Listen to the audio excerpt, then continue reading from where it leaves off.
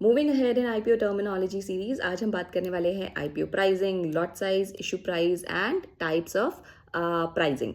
जी हाँ, तो सबसे पहले क्या होता है कि जब भी कंपनी आईपीओ की तरफ जाती है तो मर्चेंट बैंकर उस कंपनी की वैल्यूएशन करवाते हैं। जैसे ही करंट वैल्यूएशन पता चलती है तो ये देखना होता है कि उस वैल्यूएशन का कितना परसेंट कंपनी को फंड रेज करना है आईपीओ से। जैसे मान लेते हैं कंपनी की टोटल वैल्यू आई 1000 करोड़ और कंपनी को रेज करना है, कंपनी को ज़रूरत है 200 करोड़ की, तो यानी कि 1000 करोड़ का 20% जो उसको फंड रेज करना है कंपनी को, वो आईपीओ के थ्रू करेंगे। जी हाँ, जब ये डिसाइड हो जाता है तो उसके बाद ये डिसाइड करना होता है कितने नंबर ऑफ शेयर्स होंगे और किस प्राइस पे इशू होने चाहिए।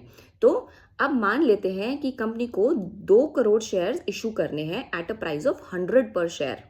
तो टोटल नंबर ऑफ शेयर्स हो गए 2 करोड़ और 100 रुपीज हो गया issue price of the IPO.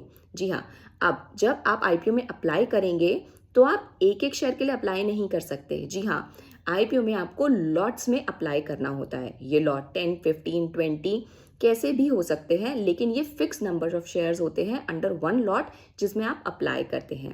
अब बात करते हैं प्राइसिंग की।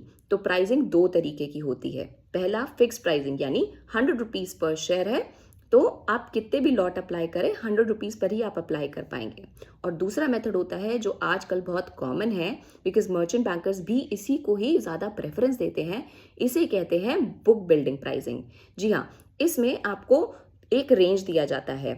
जो lower amount of the range होता है उसको कहते हैं फ्लोरिंग, यानी मान लेते हैं 80, और मैक्सिमम अमाउंट होता है उसको कहते हैं कैपिंग, यानी कि 120। सो बिटवीन 80 टू 120 इन्वेस्टर अपना प्राइस चूज कर सकते हैं और उस लॉट को उस प्राइस पे अप्लाई कर सकते हैं।